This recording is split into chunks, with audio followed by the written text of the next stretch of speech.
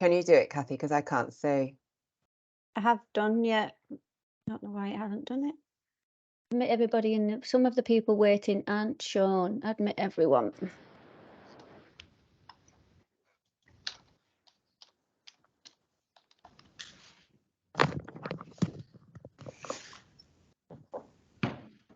Good morning, everyone, and a very warm welcome to our Live Longer Better in Cumbria programme online event. How fantastic it is to see so many of you dialing in to show your support and interest in this subject area.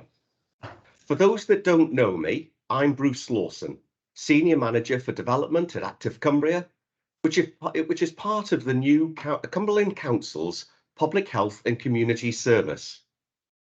To help set some background, we held our in-person Live Longer Better in Cumbria programme launch event back in September last year, with over 250 delegates attending.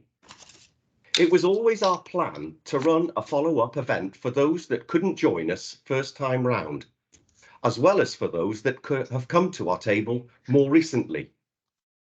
The purpose of today's event is to introduce you all to the Live Longer Better revolution, both the national programme led by Sir Muir Gray and what we're doing here in Cumbria to support it.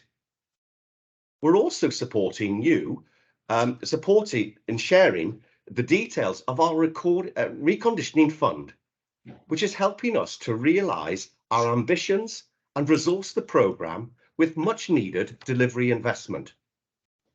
Before I hand you over to Alex Wilkinson, one of Active Cumbria's advisory board members, who is going to provide us with some opening thoughts, I have the task of covering some housekeeping arrangements, as you can see on the screen at the moment.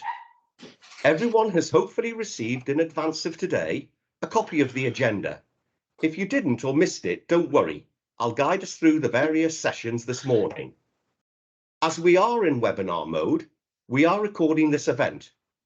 Please can you make sure that you set your microphones and your cameras to the turn off position. Please can you also use the chat box to put your name, title and organisation that you're representing today, so that we have an accurate record of who's attending. Please also use the chat box if you want to pose a question to any of our guest speakers. As we have a packed agenda, we may only have time to select one or two. However, all of the questions posted will be answered in writing, and this resource will be shared after the event. We haven't scheduled any breaks during this 90-minute event, so if you need a comfort break or a brew, just simply do so at your convenience. And finally, as a follow-up today, we will post the recording of all today's event onto the Active Cumbria website. We'll send you the link to access these so you can reference the content again and share across your respective organisations. I think I've covered as much as I need to for now, so it gives me great pleasure to hand over to Alex Wilkinson, who would like to say a few words as our Older Adults champion. Over to you, Alex. Thank you, Bruce.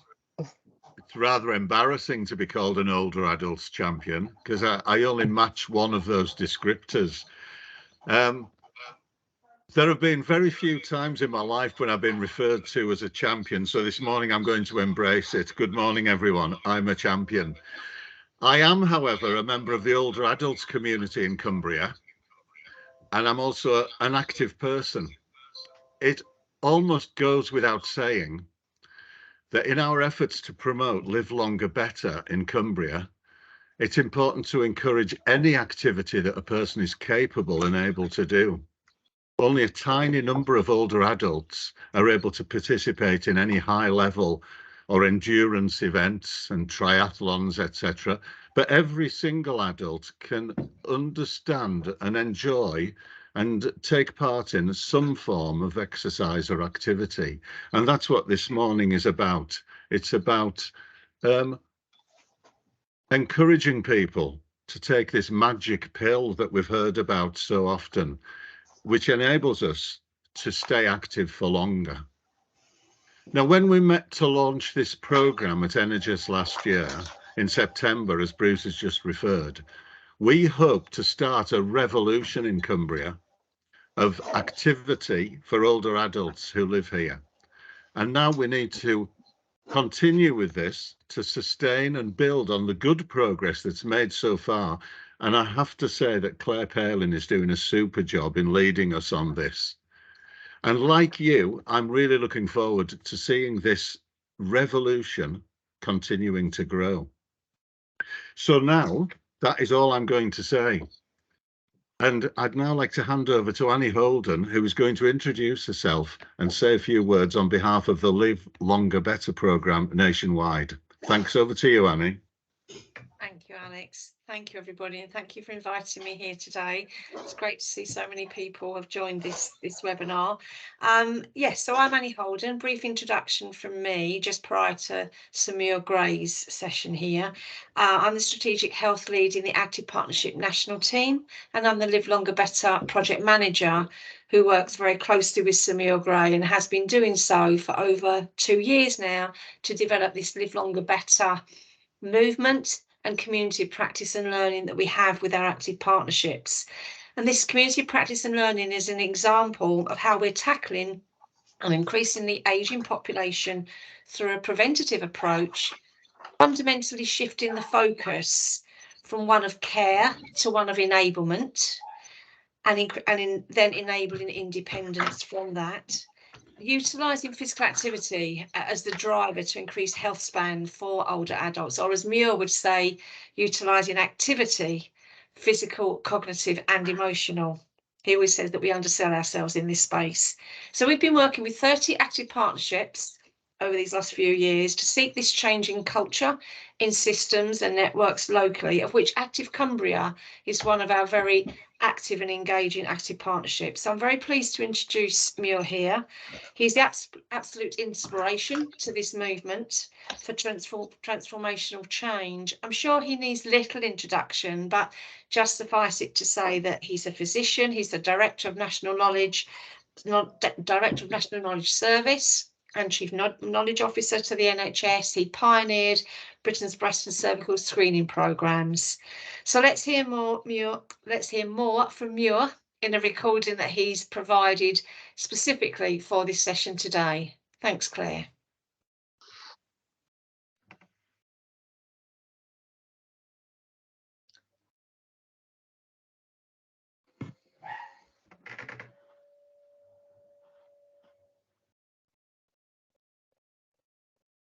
Claire, there is no sound. Yeah, hang on. Oh, this is what's been keeping me awake at night.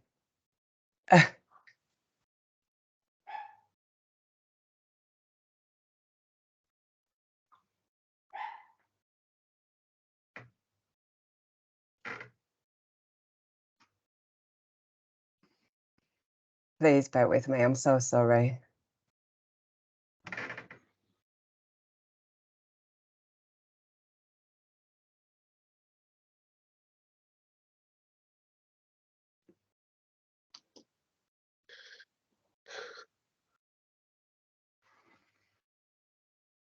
Hopefully any of you who've ever done any sort of live event will be feeling my pain right now and sending me prayers and positivity. Right, let's try.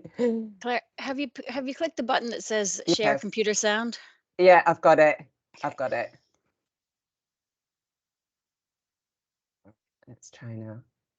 Can you see? Yes. Let's play. This was the shocking graph on the front page of the Financial Times. And it hasn't been mentioned much, but life expectancy is decreasing. And healthy life expectancy is also decreasing, which means the time we are disabled and dependent on others is increasing. Now, it's partly due to COVID itself, but this started before COVID.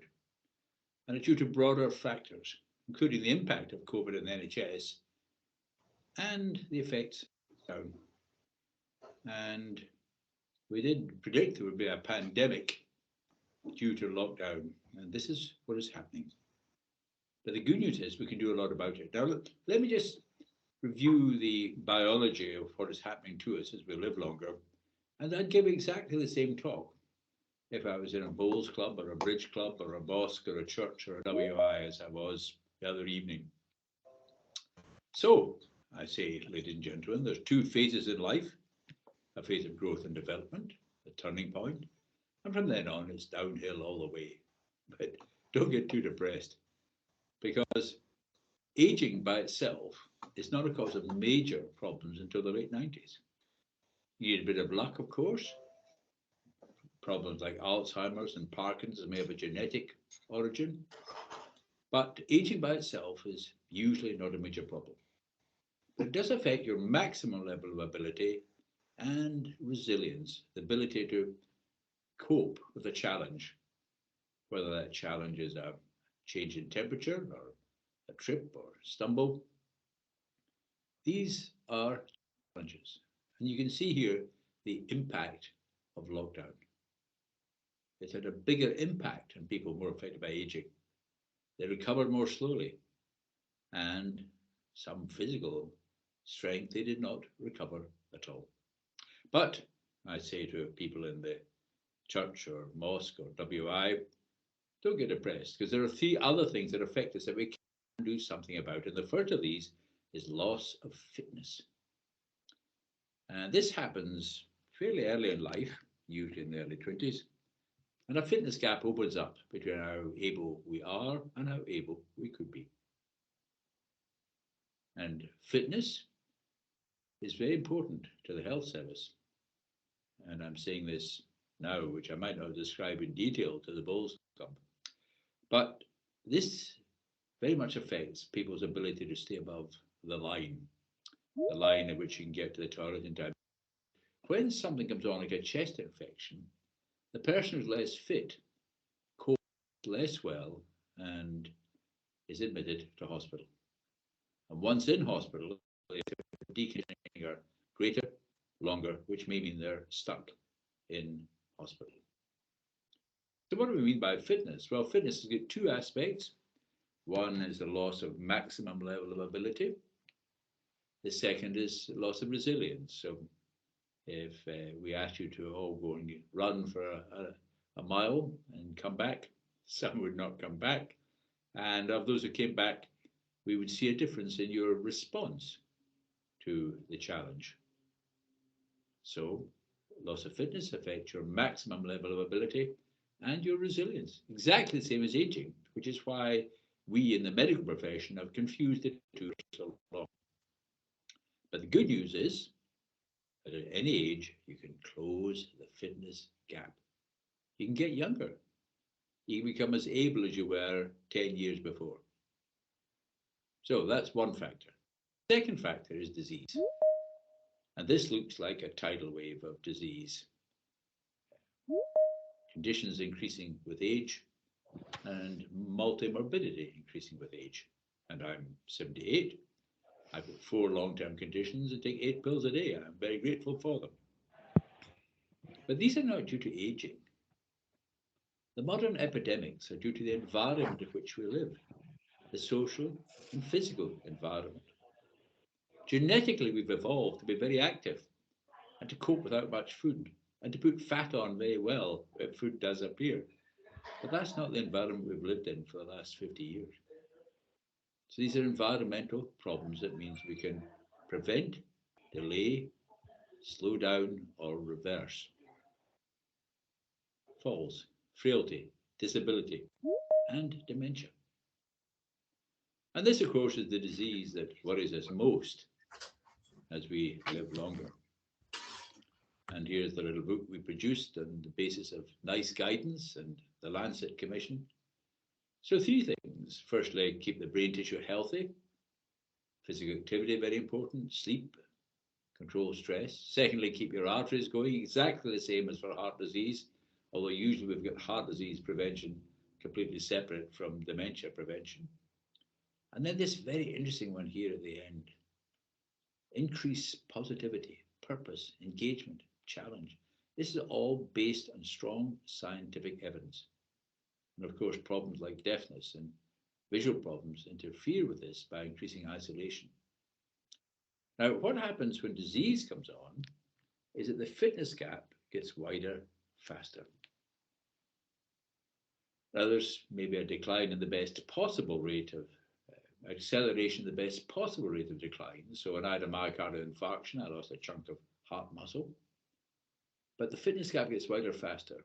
And it may be the fitness gap that makes you drop below the line because of social factors.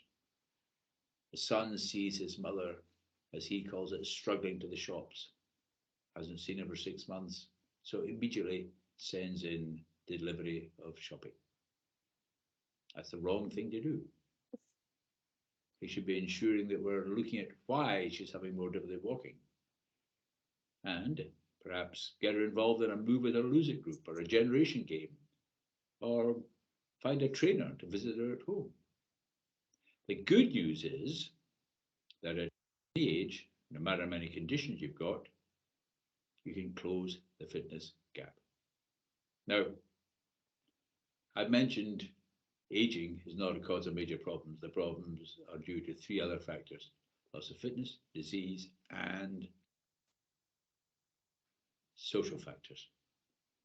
Deprivation, for example, is a major factor still, and maybe increasing, according to Margaret.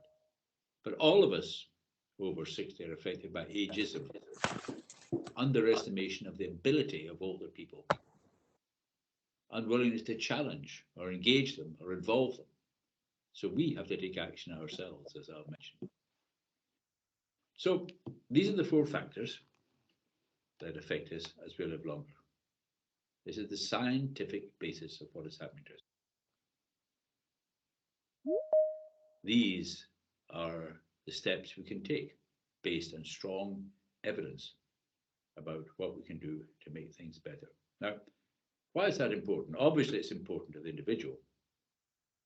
So we need to look at ways in which we can compress morbidity at the end of life, press it down, reduce that. That will reduce the need for health and social care. We have to remember the significant and it may be increasing difference between the least deprived and the most deprived subgroup, particularly some ethnic groups as well, but there's obviously often an overlap between deprivation and ethnicity. It will also reduce the need for acute health care. I was talking earlier about when resilience is reduced, a chest infection may lead to the person being unable to cope at all and admission.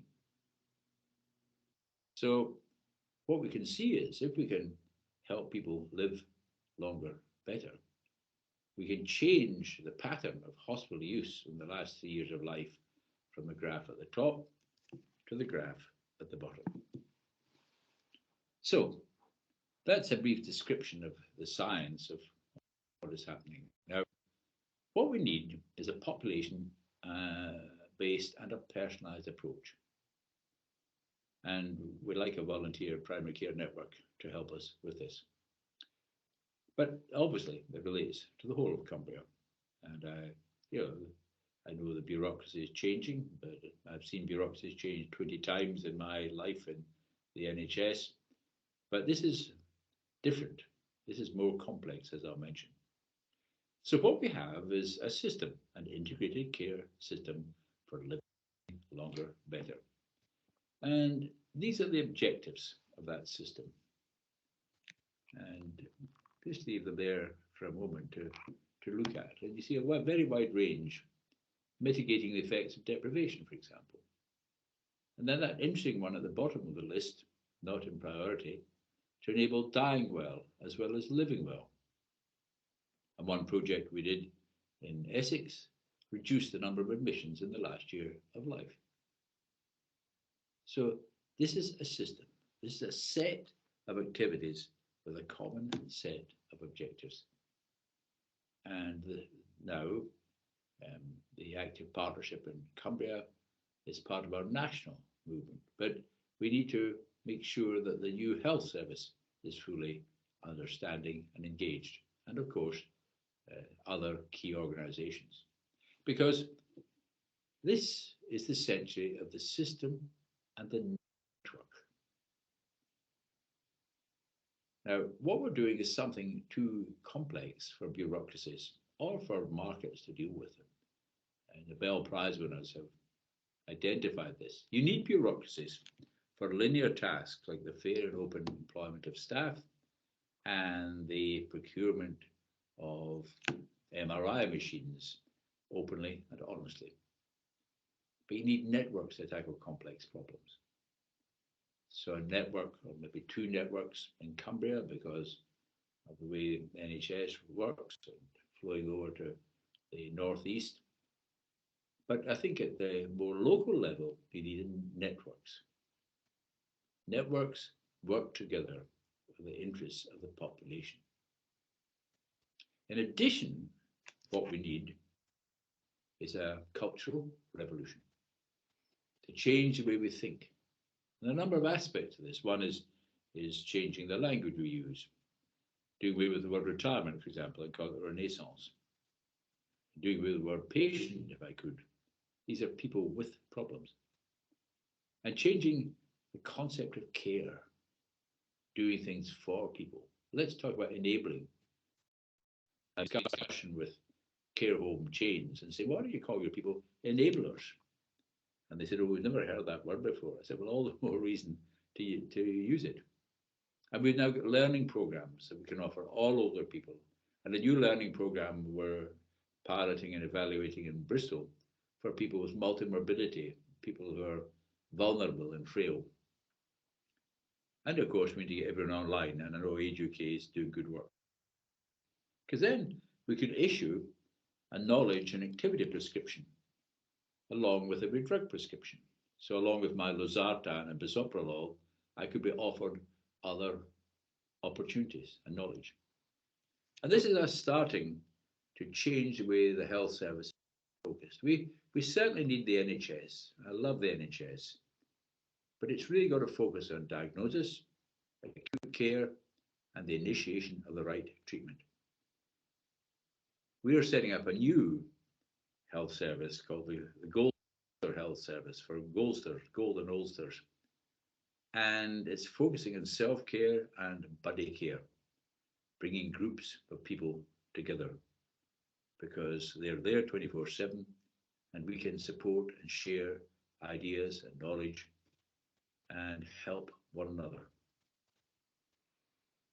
You see, if I take my own experience, here's what I've had from the NHS in the last year. These are the leaflets for my drugs in the last year. And now I'm going to show you, here's the information I've had from the NHS in the last 10 years. It all worked very well for the first 3 months after my myocardial infarction. After that, that is what I've received. So we need to transform what we do digitally. And that's why we want 1 or 2 primary care networks to get involved, because we've got a way of working with the GPs and the GP record system to automatically generate knowledge and activity prescriptions. So, self-care, the most important type of healthcare. And for people over 70, it's up to us to lead the revolution. Thank you very much for asking me to speak.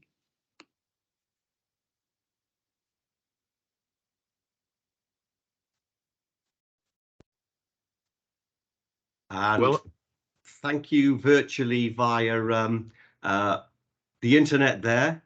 Claire, well done. We got there in the end. I thought for one moment it was just ever so slightly going to break up on the connections, but it started to buffer through, and 1 or 2 might have just slightly struggled with it, but I could hear it quite clearly. So it might have just been a speaker issue at some people there. But it was a shame that Muir wasn't able to join us live today. But we do thank him for producing the video and recording and sharing with us the detail of the National Live Longer Better programme and for setting the context and rationale for what we're looking to achieve here in Cumbria. We are grateful for Annie to join us and she'll be able to answer any questions that you might have. Alex has hopefully been monitoring the chat box. So Alex, do we have any questions for Annie? No, we don't have a question at the moment. I wondered if we might throw that open, and if anybody would like to, if they have an urgent question they'd like Annie to answer now, if they could type that into the chat box, I can monitor that and then relay it to Annie now. So if we just give people a few seconds to do that. All questions will, of course, be answered fully and in writing, and all answers will be sent out following the meeting. But if anybody has a question for Annie now.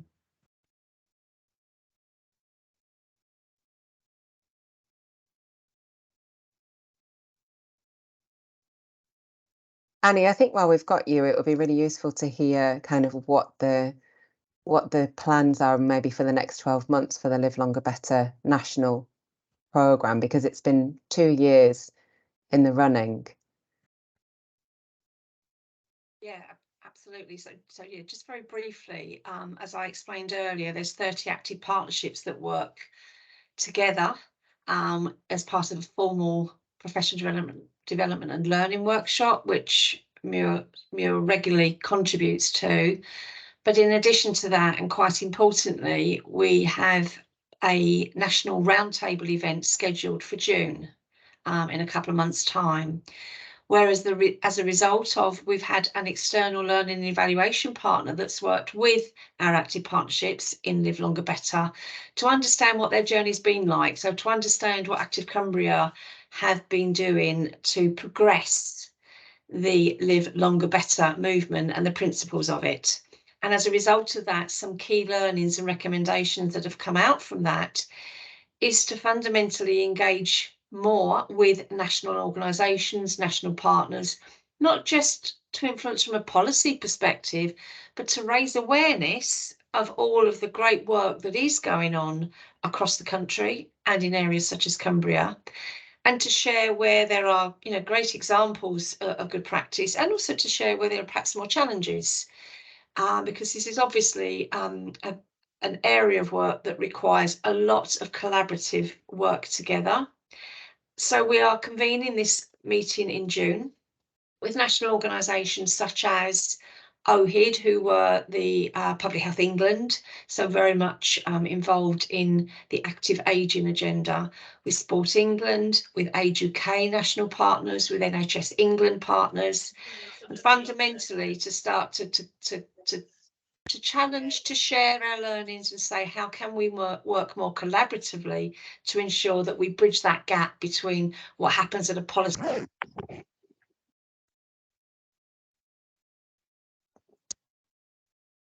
Sorry, I'm not sure if I went on mute then.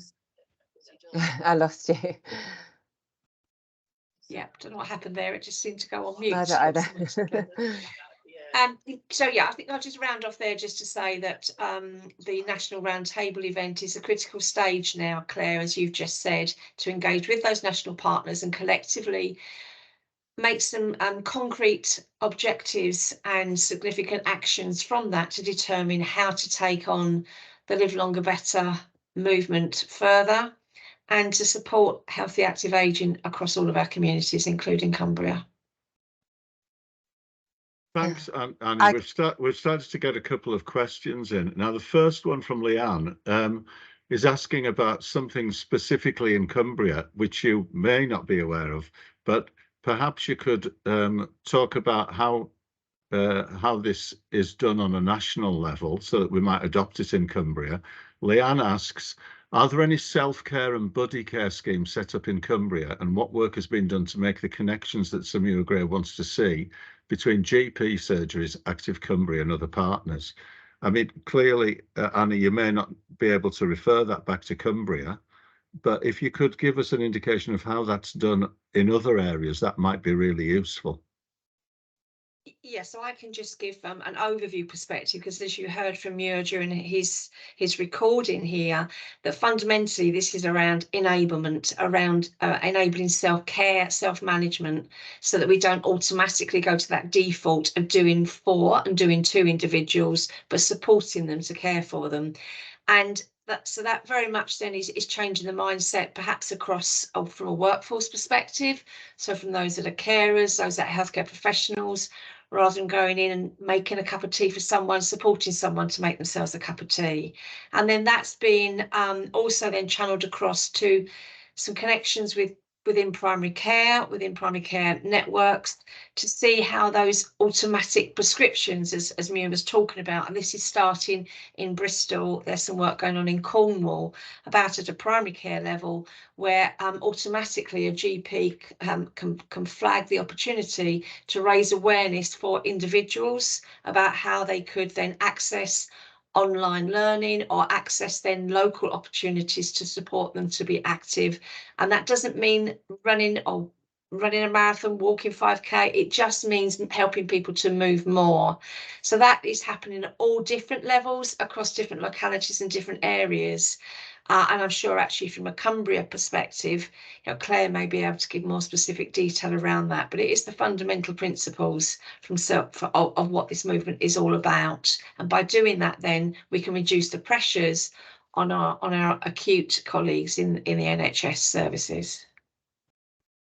Thank you, Annie, for that. That's really helpful, and thank you for the questions posed. I can see that there are a couple of other questions, but we will get written responses to them. The technical gremlins seem to be continuing with us, I'm afraid, for this event, because at this stage of the proceedings, I would have then given an introduction to Colin Cox, but Colin isn't yet still on the call. We do know that he's in Keswick today and had made arrangements to dial in to do his presentation, but unfortunately, Colin's not on the call. However, we have got another guest speaker who is on the call, and I'd like to now introduce Vicky Hepworth-Putt as our next guest speaker. Vicky is the new public health consultant for Westmorland and Furness Council, and prior to her appointment in March, Vicky had been the public health registrar covering South Cumbria since 2015. So Vicky is here to share her perspective, and particularly to focus on that Westmorland and Furness area. Over to you, Vicky, and hopefully Claire will be able to upload slides, or if you're sharing them as well. I've stopped sharing, Vicky, so that you can share. Yeah, will do. Thank you very much. Just bear with me then. Let's hope the technical gremlins that I gather you've been having today don't persist. Apologies if I'm looking away from my camera. I'm on 2 screens today and I'm trying to juggle a few things. Can you see my slides? We can, first and Vicky, foremost? thank you. And Brilliant. again, if colleagues on the call would like to put a question for Vicky, as she goes through a presentation, that would be great, and we can come to Alex later on. So thank you, Vicky. They're already there for you now. Brilliant, lovely. So first of all, thank you very much for inviting me to come along today. This is actually the first presentation I've done for Westmorland and Furness, so it's really nice to be here talking to you all about active ageing, because it's really, really important. So as Bruce said, my name's Vicky Hepworth-Putt and I'm the public health consultant in Westmorland and Furness, and I'm working quite closely with Colin in terms of providing that public health support to the organisation as it forms.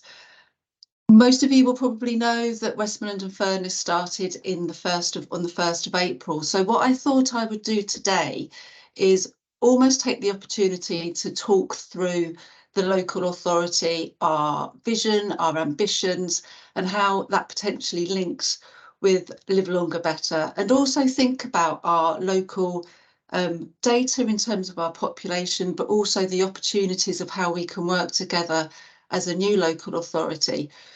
The whole thing about the formation of Westmorland and Furness and Cumberland is that as unitary authorities, we have the whole breadth of local authority provided services within one organisation. So that gives us a real opportunity to work differently to meet the needs of our community. So it's really good to be able to come and chat to you about that today. Let's hope the slides work. Have I moved on? Can you see the next slide?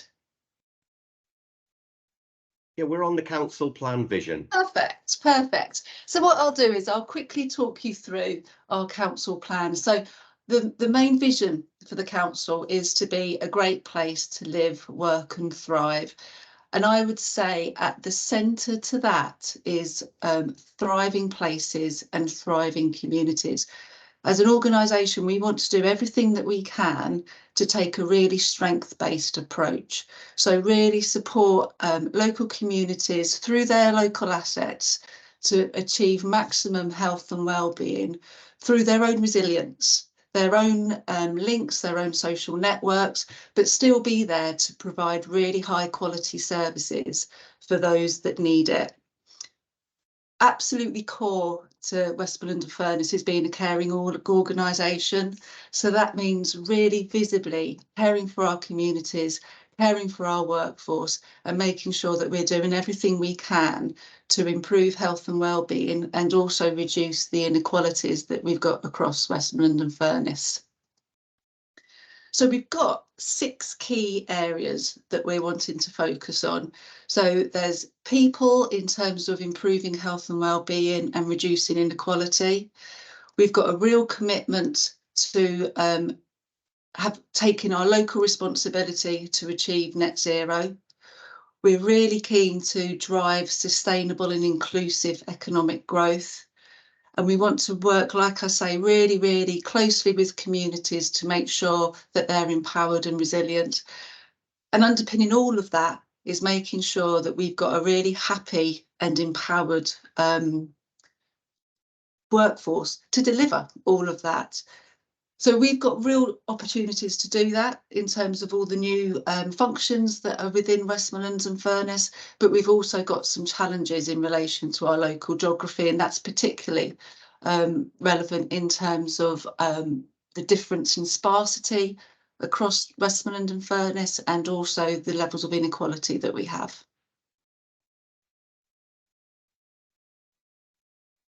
Oh, has that moved on for you? Yeah, we're on council plan values now, Vicky. Brilliant, thank you. So obviously as an organisation we're trying to develop how we work and values are absolutely central to all of that. And I think there's definitely a sense of ambition for the authority, how we can do things better. But there's also a real acknowledgement that collaboration is the only way that we're really going to make a difference. So that is collaboration internally across all our different departments, but also externally with different partners and also the community. So we're really thinking about delivery with a sense of a golden thread going through the organisation and thinking about place being central to that golden thread and how we're working closely with partners. So I'm going to talk now about some of our local data. Now these slides are quite information heavy, and to a certain extent I've done that deliberately because then I'm really happy for them to be shared with you and you've got that as a reference point for future bids, etc. But I will just talk through them briefly today because I'm conscious I haven't got lots of time. So in essence, it's still Cumbria. So nothing has changed in terms of our community needs. What probably has changed a little bit is the lens through which the organisations are looking at it. So for me now, there's very much a focus on South Cumbria, where Westmorland and Furness, and those old district footprints, which will still, I think, remain locality focuses for the new authority. So the real point to note for Westmorland and Furness is the ageing population. Our over 65 population is higher than the national average, and we're expecting it to continue to rise. And we therefore really want to ensure that we're doing everything we can to support people to age well throughout the life course. And that's really important, isn't it? Because it not only helps with their well-being, but it also means that we can reduce the demand on health and social care services going forward. But that also means that when we do have that demand, we're able to respond and provide the services that people need as well. In terms of life expectancy, it varies across Westmorland and Furness, with life expectancy being lowest for Barrow and higher for Eden and South Lakeland, that both of which are higher than the national average. Again, that's not new. We knew that already. I think what's important to note is the levels of inequality across Westmorland and Furness. So we know that there's obviously diversity in outcomes across the whole of the footprint, but particularly within Barrow and Furness, there's a big range of inequality within that particular locality, where somebody living in the most deprived area can expect to live 11 years less than those living in the least deprived, compared to Eden, where it's about 1.4 years, and South Lakeland 1.1, and that's for males. It's slightly different for females, but the data is there, but the pattern's still the same. In terms of healthy life expectancy, our life expectancy in Cumbria is still lower than the retirement age, and we really want to keep on adding years to life and life to years, as the saying goes. So working together to encourage healthy ageing is really important. But this data also shows that we've got people, dependent on where residents live, they can be living for 10, 20 years in poor health. So it's really, really a long period of time. In terms of deprivation, again, you'll know this, Barrow particularly has got the highest levels of deprivation in Westmorland and Furness. And it has particularly got poor health outcomes. I think in Barrow, we can see frailty happening at around 50 in some cases, so that's quite a young age. That's very much linked to people with multiple long-term conditions, particularly respiratory conditions that have a high correlation with frailty. But also across the life course, some qualitative work has illustrated that some young people don't expect to live past 50 in Barrow. So it's a really depressing picture from that perspective, but that means that there's lots that we can do, because there is also a huge amount of community cohesion in Barrow, a lot of local assets that we can draw upon. So there's also opportunities to try and work to address some of that inequality. In contrast, we've got Eden and South Lakeland, who are relatively less deprived, but they have much higher scores in terms of the geographical barriers subdomain, which is looking at the accessibility to local services. So we've got in Westmorland and Furness about a quarter of our lower super output areas are in that worst 10%, and nearly all of those are located in what were Eden and South Lakeland district areas. And if you look on our website, you can see the population sparsity, how the variation there is in that across the local authority, which is quite significant. And that isolation geographically can then also lead to isolation in terms of individuals. And we see that isolation in Eden is much higher in comparison to the rest of the Westmorland and Furness area, with about a fifth, just over a fifth of adults in Eden feeling lonely. And the work that we're doing here can greatly work to support reducing some of that loneliness, whilst also encouraging physical activity, reconditioning, and responding to that isolation that might be prompted and increased through lockdown as well. And then housing is really important to us as well as a local authority. And 1 in 3 households in Westmorland and Furness are single per occupancy, which again can contribute to that isolation, particularly as you get older. And we've also, across the life course, got some real variance in terms of affordability as well, with the ratio in Barrow being just under 4 compared to South Lakeland, where it's just over 10. So there's real variance, real opportunities to do things differently. So that was a bit of a whistle-stop tour, but in summary, ageing well is going to be really, well, it is really important to public health and wellbeing. And locally, because of our demographic and our ageing population, it is a key area of work where we want to work together, both in terms of developing community resilience and strength-based work, but also being able to respond to people's needs as well. There are real opportunities with the formation of our new unitary to do things differently and to respond to those different needs that I've just articulated across Westmorland and Furness. And I suppose in summary, I'm just really pleased to be here to do this first presentation, and I'm really looking forward to working together with you in the future. So thanks very much for listening to that whistle-stop tour, and very happy to take any questions if anybody's got any. Thank you so much, Vicky. That was great, and I'm really pleased that obviously you were looking at this through a lens of Westmorland and Furness, your new council area, but obviously those commonalities do extend across all parts of Cumbria, and thank you for that. Alex, I'm going to come to you just now and see whether or not we've had any questions posed for Vicky in the chat. Well, Heather asked the question if we have similar data for North and West Cumbria, but that would be Colin Cox who might be able to give us that. Is Colin available? Well, I was coming to that as well. That I thought you might be.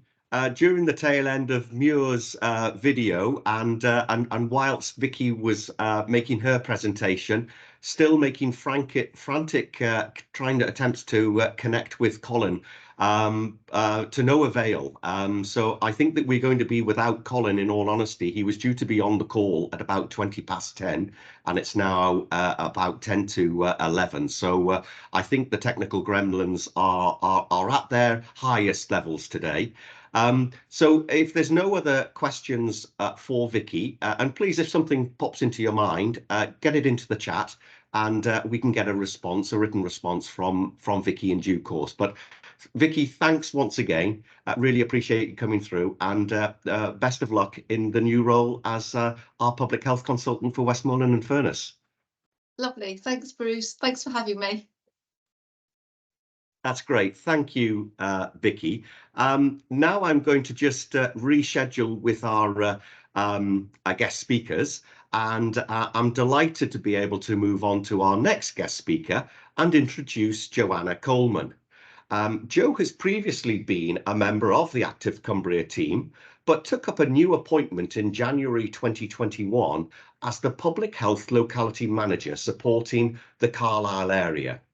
And Jo is here today to share with you some of the details and the work that she's leading on regarding the age-friendly communities. I can see that the slides are already loaded, so thank you, Claire, for doing that. So over to you, Jo.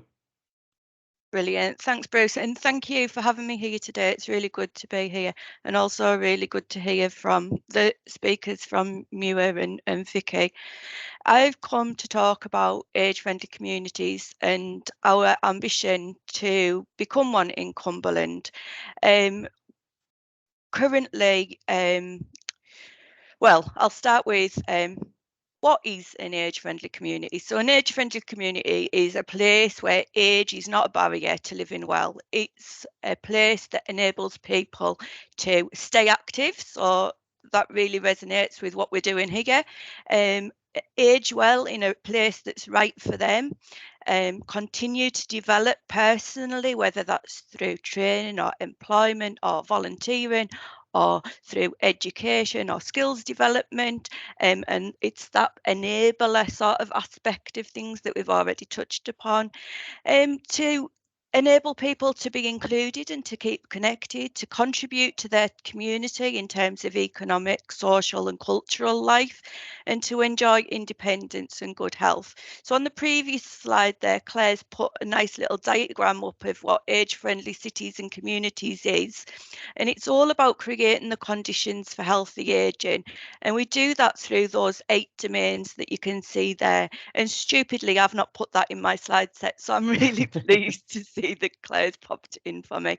So those 8 domains that we need to look at the sort of environment and things through is through housing, transport, outdoor spaces and buildings, community support and health services, communication and information, social participation, respect and social inclusion, and civil participation and employment. Age-friendly communities is also about putting the voice of older people at the forefront of creating those conditions and learning from people's real life experiences. And I'm here today presenting on behalf of Cumberland Authority, but the project that I've looked at has been in the tail end of Cumbria County Council and Carlisle City Council for Carlisle, where I am the Public Health Locality Manager. So it's now, how do we take this into the new authority? We've got a really ambitious new authority, as do Westmorland and Furness, and can we create this in the new authority? So both Carlisle in the Cumberland Authority and South Lakeland in Westmorland and Furness have declared their intentions to work towards age friendly and signing up to the World Health Organization to improve the lives of older peoples, the family and communities in which they live. In Carlisle, the work's operationally led by Age UK, and in South Lakeland, it's led by Cumbria Community Foundation. So there's a real third sector relationship there and leadership there from an operational perspective. And if we just go to the next slide, please, Claire. So we're often referring to Cumbria as having a super ageing population, and sometimes we don't really understand what's meant by that. But it means that there's an increase in the number of people in the older age groups and a decrease in the number of younger age groups. And you can really see that visually there for all areas across Cumbria. And you can see as well, you can see that tiny little bump and improvement in the 0 to 14 for England and Wales. So in England and Wales, in age 0 to 14 and 15 to 64, it's actually increasing, whereas everywhere else in Cumbria, it's decreasing. There's a slight tiny little difference there for Carlisle in the 0 to 14, where we've had a tiny increase. The greatest populational decrease was in Copeland, and they were actually the 4th in England, with that decrease in younger people and the increase in older people. So if we just turn to the next slide, please, Claire. So we know people are living longer and longer in more years in ill health, and looking at the population predictions, so at the very beginning of that chart, you've got 2022 and you've got 2024 at the 2040 at the end, and you can see that how many extra older people we're going to have, and you can see South Lakeland there's got a 29% increase and Carlisle's got a 33% increase. So you can see why we're focusing on those 2 areas first. When we look at it from Cumberland perspective, we're increasing from 64,000 older people to 82,000 older people. And when you look at it for Westmorland and Furness, it's 59,000 to 75,000. So our older population is growing significantly and growing much quicker in terms of the rest of England. So if we just turn to the next slide. So last year at the Public Health Alliance, I went to present about the age friendly communities approach and to talk about this consensus on healthy ageing. This was developed in 2019, just prior to us going into the pandemic. So we never really had a chance to look at this in depth, I suppose, due to the response to the pandemic. At the Public Health Alliance, we agreed that we will sign up to this consensus on healthy ageing, and that's to say that we've got a commitment to putting prevention first, removing barriers, ensuring good homes and communities, and narrowing inequalities.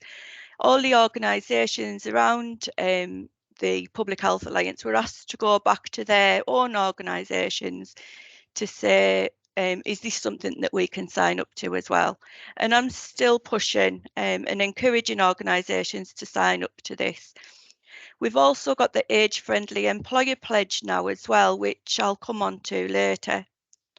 So next slide, please, Claire. So this is the framework from the World Health Organization on how to create an age-friendly community. And now with the new councils, it feels like we've gone back to step one, which is that engage and understand. Bear with me.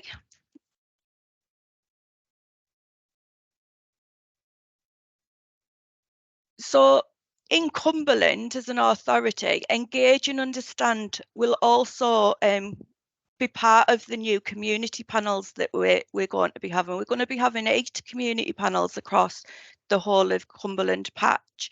And the community panels should play a big part in that engage and understand with older people. But in addition, we need something at corporate level, perhaps under the Health and Wellbeing Board. And I'm currently putting a paper together to start those discussions about this. Again, we've got brand new, ambitious, innovative councils who are up for doing things differently. And this is a great way to do things differently. So just moving on, Claire. So what have we been doing in Carlisle? We got sign off in January 2022 to look from our Health and Wellbeing Forum and local committee to look at becoming an age-friendly community in Carlisle. The work that we've been doing has been really on that engage and understand element of the project. And we've been working with various stakeholders and commenced a research project with Age UK, Carlisle and Eden. This comprised a mixed methods approach. I worked on the informal JSNA, which is the Joint Strategic Needs Assessment, which looks at all that data that Vicky was looking at just before, but I was looking at it from a Carlisle perspective. And from that, we've produced a State of Healthy Ageing in Carlisle report. And then Age UK and ourselves, we've undertaken some focus groups across Carlisle. We've really looked at those areas with deprivation, the underserved communities, and those that are facing additional barriers due to disability or due to poverty, etc. The second part of the research with Age UK has also been undertaking telephone interviews with those in financial need. So those that have been coming for the Winter Warmth Grant, we've used that opportunity just to ask a few questions. And that's produced a second report, and that's a focus on Carlisle, what matters to older people in an age-friendly community. So those 2 reports are now available. In addition, we've been working with those working with older adults to gain their perspective. And for those of you that were at the launch of Live Longer Better, you might remember that I was there with 8 flip charts, getting all your comments about what we can do in an age-friendly community. So on the production of the reports, local committee were happy to fund an age-friendly coordinator for Carlisle, and working with the Dementia Action Alliance, we were able to get some additional funding so that the role could be a full-time position. And I'm pleased to say that Sandy started with Age UK last Monday, so she's now in role, and Cumbria Community Foundation are the employing body for South Lakeland, and earlier this year Caroline came into post for South Lakeland for Westmorland and Furness.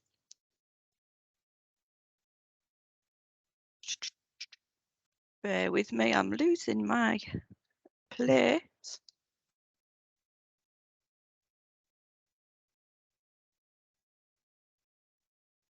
So next slide, please. So yeah, whilst the World Health Organization is that body that's responsible globally for age-friendly communities, in the UK we've got the Centre for Ageing Better as our UK network. And to become part of the UK network, you have to prove that you're working towards age-friendly. So in Carlisle and in South Lakeland, we've been able to prove that. This network has been absolutely invaluable for understanding what we need to do in an age-friendly community and connecting with those other 50, 60 areas that are working towards age-friendly.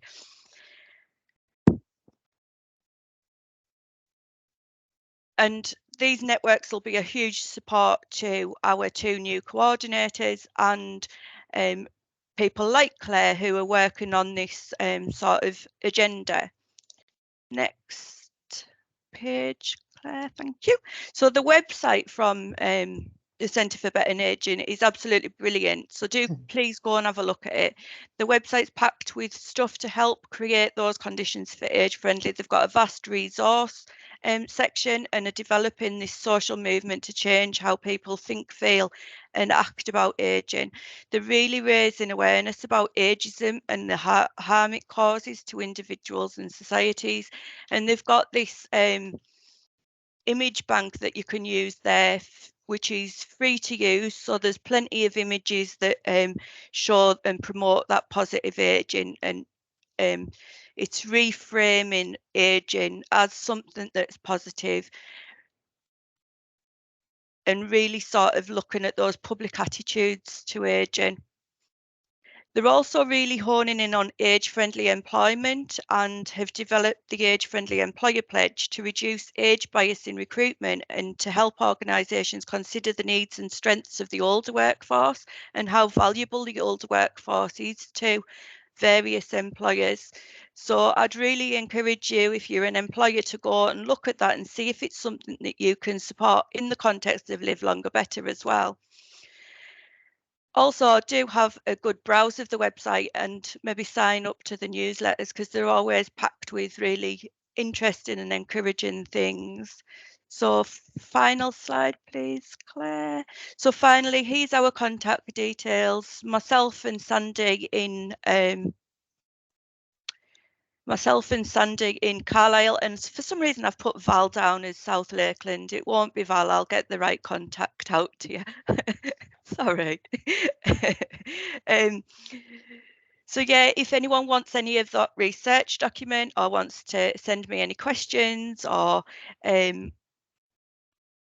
needs any information anyway, I'm happy to help. And groups and other organisations are now using that research to help plan services and also look at funding to get funding for their organisation. So they're proving quite invaluable currently. And that's it. Thank you. Jo, thank you ever so much for that. It's really good to see these positive developments taking place across our communities and how it significantly aligns with the work that we're doing here with our Live Longer Better in Cumbria programme. Obviously, as we're a bit pushed for time, any questions that were posed for Jo will obviously be answered and shared as a follow-up for today's event. If those are following the chat as well, probably noted that as soon as I was making announcements and giving apologies for Colin's delay in getting onto the call, Colin actually popped into the onto the attendee lists, and I'm delighted to say that Colin is here now. So for those that live and work in Cumbria, Colin Cox really doesn't need much of an introduction, so I won't probably give him one, other than mentioning that for the last 9 years, we've really greatly benefited from Colin as the Director of Public Health for Cumbria after joining Cumberland County Council, what seems an age back, in April 2014. And now, as a result of the local government reorganisation earlier this month, Colin has taken up the position of Director of Public Health and Communities for Cumberland Council. So it gives me great pleasure to invite Colin to give us his presentation. Over to you, Colin. Well, many thanks, Bruce, and my sincere apologies, everybody, for being a bit on the late side. I'm at a Cumberland Council senior leadership event in Keswick, and was just not quite able to get out of one of the sessions in time. So thanks for your flexibility, Bruce, in swapping the agenda around a little bit. So this is on the agenda, I think, as tackling health inequalities for older adults in Cumbria. So I guess I should talk about what the health inequalities are and how to tackle them, and I will come to some of that. But I do want to frame this very much in terms of the overall picture of ageing in society and the real importance of this agenda to the economy, both locally and nationally. My key point throughout the presentation is that not only should we do this for the sake of the health and well-being of the people of Cumbria, we also actually must do it, and much more, or frankly, we're potentially a bit scunnered in future. So I'm sure it won't have escaped your notice that we're going through quite a few challenges at the moment. The economy is a bit on the short side. The health and social care system seems to be in permanent crisis. It's the NHS crisis that hits the headlines, of course, when you see things like ambulance waits and people on trolleys in corridors. We saw a lot of that over the winter. It's all highly visible. But in part, the NHS crisis is actually a crisis of social care. Right now in Cumbria, there are hundreds of people in hospital who don't need to be there, but who are awaiting care packages to enable their discharge. And social services can't get the care for love nor money. It's not that they're not trying, it's just it's really, really difficult to source it. And there's a looming pensions crisis as well, which is often described in parts of the media as a time bomb. In fact, that's a language that's pretty widely used when you talk about all of these challenges. And when you dig through a lot of the coverage that you see, particularly in the media, about all of this, there's an underlying theme. There's a common problem. And this is, of course, older people, who, as we know from the images that we see all the time, are all stoop-backed and frail and a fundamental drain on society. There's too many of them, hence the pensions time bomb, and they're the main users of health and social care services, creating that ever-rising demand that the poor old services simply can't possibly meet. But is this actually true? Well, there are certainly elements of truth to it. If you look at the old age dependency ratio, which is the rate of the people over the state pension age compared to those of working age, this graph looks pretty static. But if you go back to the late 60s, the figure was around about the 200 mark, and it's now at about 300. And it's forecast to rise to about 400 in 35 years' time. And what that gives you, allegedly, is a society where a decreasing number of younger people are propping up an increasing older population. And in particular, where the pension payments being made by younger people aren't sufficient to pay the pensions of older people. And in Cumbria, of course, we've got what we call a super aging population. Nearly a quarter of our residents are 65 or over, compared to less than a fifth of the population of England as a whole.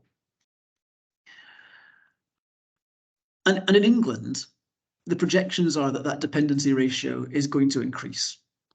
The dependency ratio in Cumbria at the moment is at about 40%, which is about what is projected to be the case in England in about 35 years' time. But again, looking at Cumbria, in about 15 years' time, the dependency ratio is looking more like 60%. So if we accept the narrative about this being a problem, then, oh, have we got a problem coming up in terms of our ability to provide care and support. But actually, it's not quite that simple. And here's one reason which gets us into the discussion about inequalities.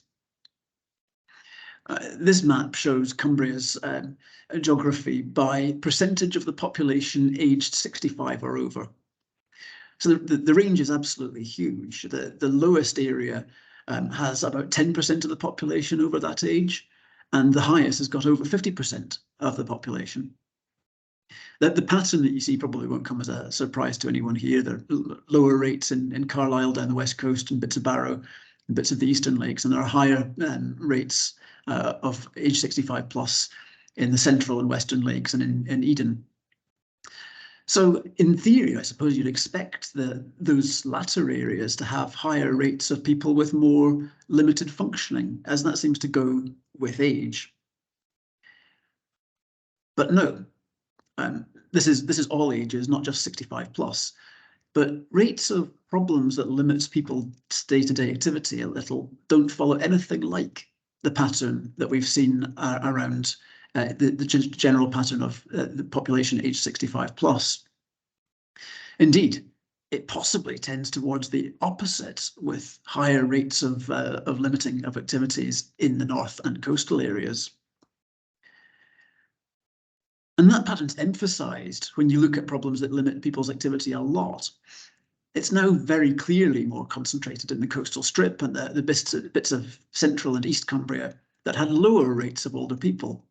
Or, if you look at it another way, this is actually very like the map of the index of deprivation for Cumbria.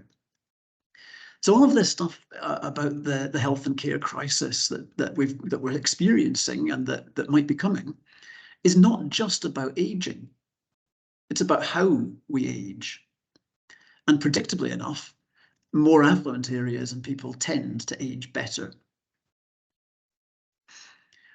Indeed, like so many of these health-related factors, there's an utterly clear deprivation gradient. If we wait till people turn 60 to intervene in the most deprived areas, we're a good 10 years into them being in poor health already. Whereas in the least deprived decile, they've got 10 years of good health left anyway. It's a double whammy for more deprived areas. They live shorter lives and spend longer in poorer health. But there's another implication of this that gives another indicator of how the dependency ratio is not necessarily the demographic time bomb it's often described as. If you look at economic activity, which is, broadly speaking, being economically active means being either in work or unemployed but available and looking for work. The ratio of people over the age of 16 who are economically inactive compared to those who are economically active, which is a measure called the active dependency ratio, this has been slowly dropping steadily for many years. Why is that? Well, this is driven by rising numbers of people being economically active at older age groups, shown here in the light green for 50 to 64-year-olds and red for people aged 65 plus. And you're seeing a significant rise in economic activity rates in those age groups. And this is mostly driven by women, whose level of economic activity has increased in all age groups over the age of 25, and particularly so for the 50 to 64 age range, and within that, particularly in the 60 to 64 age group. Now, some of that's not surprising, of course. During this period, the state pension age for women has risen from 60 to 65, which has been a significant driver of this. But it does show that there's a way of defusing the demographic time bomb by enabling older people to keep being economically active for longer. And all of this, of course, is just looking at a pretty narrow definition of economic activity. It just talks about being in work or available and looking for work. It doesn't account for the huge amount of support for unpaid work that's done by older people, in particular in caring roles that either reduces the need for statutory social care or that enables younger adults to work by providing childcare. Those are massive economic boons for the country. And I do struggle a bit with the idea that they don't count as being economically active, but that's the way the stats are collected. And just to extend that thinking a little bit, here's another reason why this doesn't have to be a time bomb. Japan is well ahead of us and it's not collapsed. They're worried, but if you look at where we are currently at this point in Japan's curve, and even when you look on, if you look at a whole working lifetime away, got something going on with computer. Even if you look at a whole sort of working lifetime away, we won't even be in 2067 where Japan got to several years ago. So what can we learn from Japan? Well, a lot, as it turns out, but Critically, their social care system places a significant commitment to long-term tackling loneliness and preventing ill health. If we get this right, and it's absolutely imperative that we do, because if we don't, then that demographic time bomb will go off, we'll start to see older people as an asset, not as a liability. We've got jobs we can't fill in Cumbria, many of which could be done by people over the age of 60, reducing that active dependency ratio still further, and helping to give people that sense of purpose to their lives, which of course is also given by a lot of activity that doesn't count as being economically active. So how do we do it? I'm sure you will have seen this diagram in Muir's presentation earlier.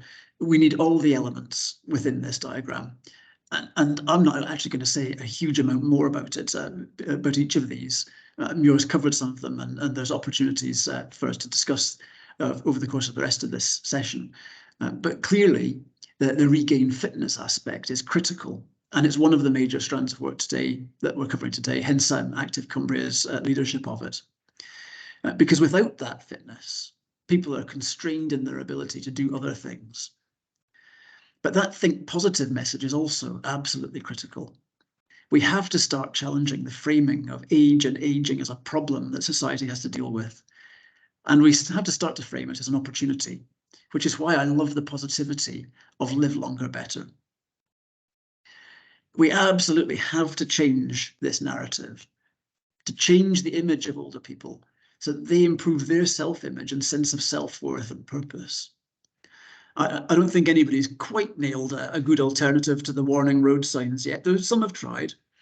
And actually, of course, these things reinforce each other. So being fitter makes people more positive, and having a more positive self-image helps people to be more active.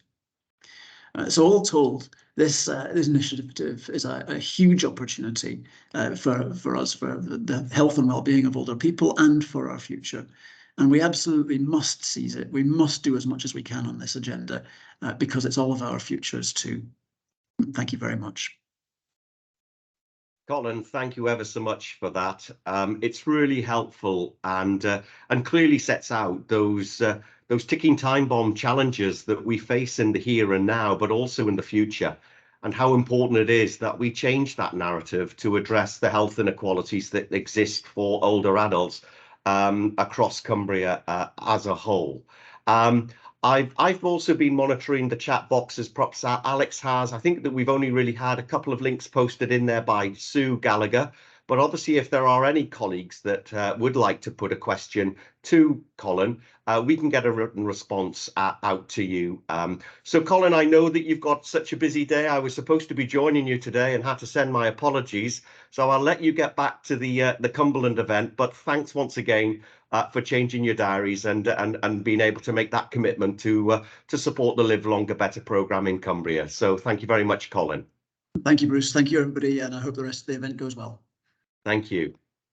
And so, last but not least, is our final guest speaker, and I'd like to introduce you to Claire Paline.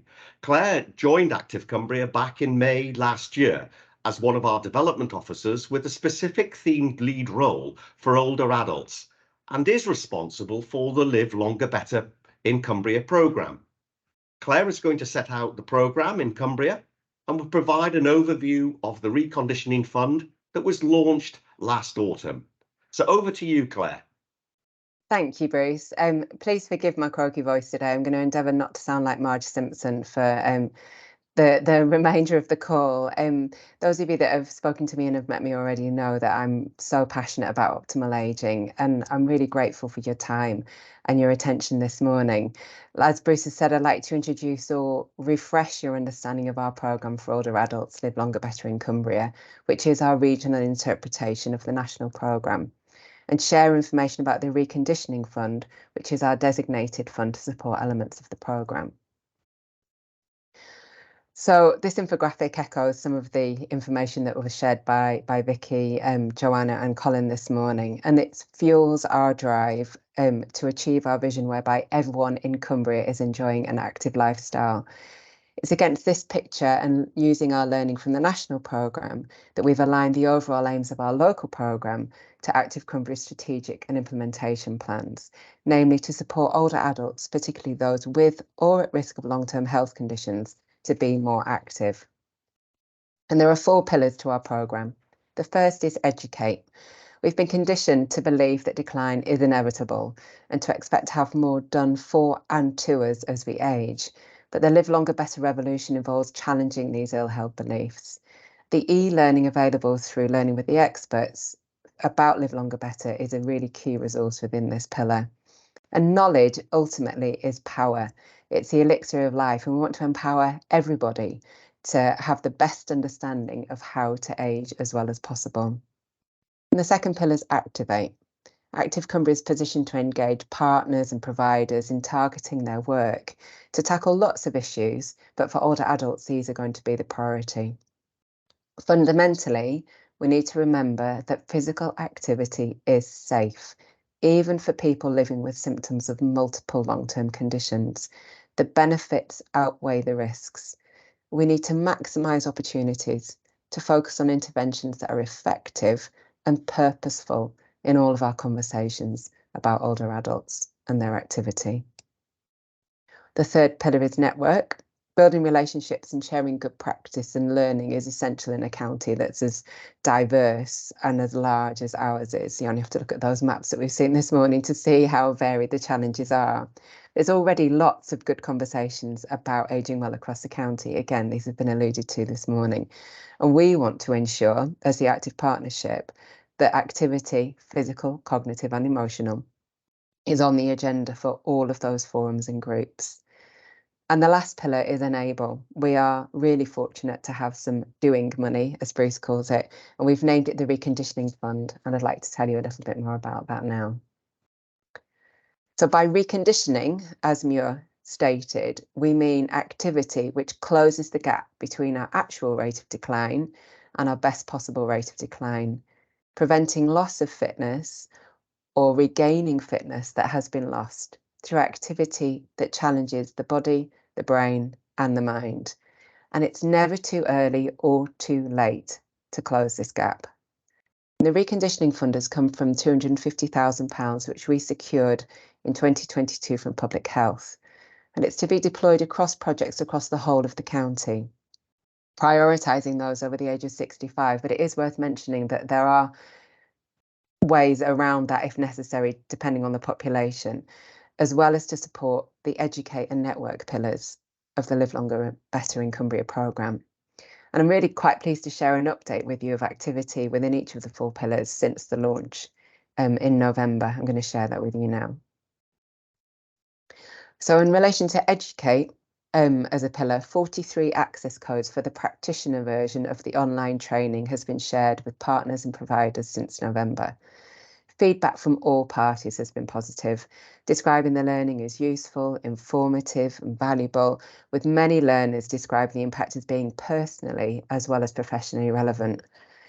In addition, I was really pleased to be invited to deliver 2 different learning sessions by the Cumbria Learning and Improvement Collaborative at the beginning of 2023, one online like this, but one in person. If you look really carefully, you can see me stood at the front of the room there. Opportunities to speak to groups of people always stimulates interest in the e-learning and in networking opportunities that I might be able to facilitate convening. And if you think that that's something that will be useful to you and your team, please do get in touch with me. As for Activate, the Together Fund was part of Sport England's support package to help the sport and physical activity sector through the coronavirus crisis and beyond. And Active Cumbria received a tranche of this funding to manage on Sport England's behalf. It was brilliant to see that the awareness raised through the Live Longer Better in Cumbria programme allowed potential projects to be viewed with a slightly different lens and facilitated conversations with groups which might not otherwise have approached the fund for money. Almost £40,000 was invested from the Together Fund in projects to enable physical activity for older adults, which was just brilliant to see. As for network, again, as Bruce has said, Hundreds of people came to our launch event at Energist on the 24th of November last year, where they heard speeches from Muir and from Colin. It was really exhilarating and inspiring to see so many different stakeholders come together from their varied localities, sectors, and with different perspectives, joined in a shared and really united vision of wanting to make a difference, of enabling older adults and ourselves to live longer better. In relation to the fund, we've received 34 expressions of interest in total from the launch date to the end of the financial year of March this year. Of these, 6 completed applications were submitted for review by the Grant Award Panel, with all 6 receiving funding. So £29,520 has been invested in projects across all 6 localities in Cumbria to date to recondition older adults. And these inaugural projects are going to reach older adults in their own homes and in community settings. Where possible and appropriate, there's opportunities for workforce development and training, as well as the provision of equipment and resources. And all the projects aim to empower older adults to tackle ageism, benefit from increased physical activity, and reduce sedentary behaviour, regardless of the number of long-term health conditions they may have. So if you think that you would like to use the reconditioning fund to benefit older adults in your community, there's 3 stages to the application, as illustrated here. The expression of interest is very simple. It asks who you are and what you'd like to do, basically, to increase activity. This will then trigger the sharing of a licence for the e-learning. And when we talk about e-learning, you might think, oh, it's hours that you've got to spend, but it's 12 modules of a series of lessons of about 6 minutes with non-compulsory homework and downloadable notes. And you'll have seen from Muir's presentation, he's very engaging. It really is quite a pleasure to work your way through it. And on completion of this, with support from Active Cumbria officers like myself, there's an application form to complete. And we continue to use our experience of managing funds like Tackling Inequalities and Together Fund to the management of this fund. So there's monitoring, evaluation, there's learning, there's reporting, and there's case studies too. Everything you need is on our website. Links to the national programme on our local aims, as well as a video from Muir and the expression of interest form to complete is on there too. You can also access the application process flow chart and the detailed application criteria as well. The variety of approaches within the expressions of interest that we've already received and the potential for making a positive change in attitudes, activity levels, and reducing sedentary behaviour has just been really impressive. I'm really excited to see the impact of the projects that we've already funded and the development of those in the pipeline, of which is quite a few. But I'm also really keen to see what else can we do. We want you to be inspired and we want you to keep talking to us about any ideas that you might have. I'm just sorry that time hasn't really allowed for discussion this morning, but do reach out to me, to our locality officers as well. We want to talk to you because we're really aware that there isn't any one person, any one organisation that's able to achieve everything that we need to achieve on our own.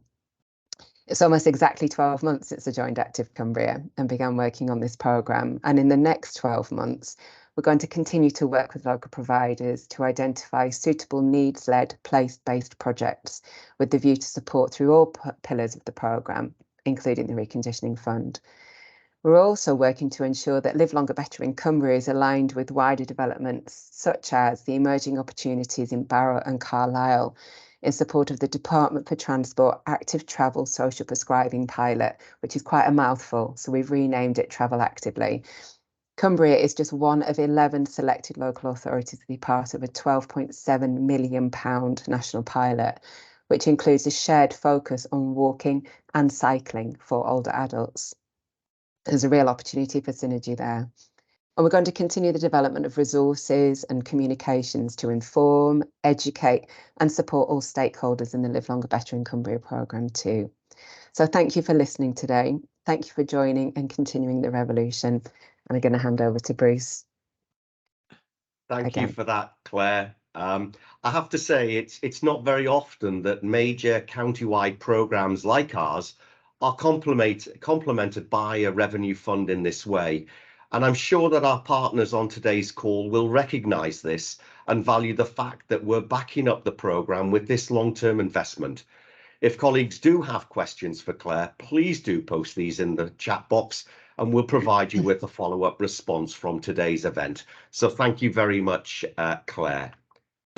Now that we've heard from all of our guest speakers, that's us almost done for the morning. When we originally planned this event, we always wanted it to be thought-provoking morning, and we wanted to challenge your thinking about ageism and to get you to start to think about ideas and opportunities for the future. And hopefully we've been able to achieve this through this morning. It's really important for us to capture your reflections on this event and the programme as we've outlined. So please can I politely remind you to visit the Mentimeter link, and Kathy had very kindly placed a link of that into the chat box. I'm just checking there, and it's just actually one of the earlier ones. You might need to just scroll back to the a few entries on the chat box to find that link in there, and there is a code that you can enter. And it's really important that we take a moment to capture your thoughts on what you've heard today. And before you do leave the call, I'd like to finally thank all our guest speakers. Muir for his recording, Annie for her contributions, Colin, Vicky, Joe and Claire for their presentations. Thanks also to Alex for his support that he's providing us as one of our advisory board champions and our Alder Adults champion. Can I also thank Kathy Burrows for providing all the marketing and communications ahead of today, as well as the technical support this morning, albeit we've still had some of those awful gremlins. But I think that we've got there today with a minute or two to hand. Most importantly of all, I'd like to thank everyone joining the call today and for being part of this Live Longer Better revolution.